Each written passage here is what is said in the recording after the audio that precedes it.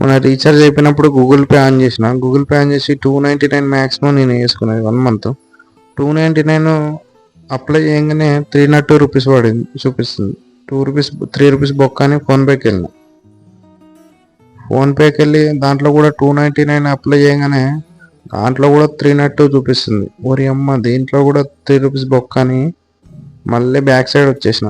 చూడండి, ready to pay కొట్టగానే 302 rupees పడింది. ఇదంతా కాదురని నేను ఎప్పటికీ నార్మల్గా యూజ్ చేసేది అయితే నావీ యాప్. దాంట్లో కాయిన్స్ కూడా ఫ్రీ వస్తాయి మనకు. సో నావీ యాప్కి వెళ్ళిన.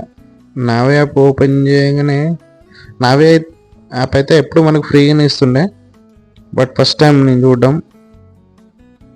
దీంట్లో కూడా 1 రూపీ పేమెంట్ అడుగుతుంది, అంటే 300 అడుగుతుంది. వాటితో కంపేర్ చేస్తే బెటరే, బట్ చూద్దాం. పేటిఎం అనేది ఇంకోటి ఉంది కదా, దాంట్లో ట్రై చేసి ఫైనల్గా రాకుంటే మళ్ళీ నావీ యాప్కి వద్దామని పేటిఎం ఓపెన్ చేసిన. పేటిఎం ఓపెన్ చేసి 299 రెడీ టు పే కొట్టంగానే అట్లా హోల్డ్లో పడిపోయింది. నాకు తెలిసి పేటిఎం కూడా అప్డేట్ వర్షన్ కాబట్టి దీంట్లో కూడా పేమెంట్ ఎక్కువనే తీసుకుంటుంది అనుకుంటున్నా.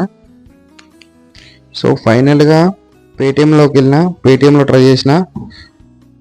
వితౌట్ ఎక్స్ట్రా కాస్ట్ లేకుండా 299 తోటి మాత్రమే రీఛార్జ్ సక్సెస్ఫుల్ అయింది. సో మీరు కూడా నాలాగా 1-2 రూపీస్గా ఆలోచించేవారైతే compulsory go to Paytm, do recharge. Okay, thank you.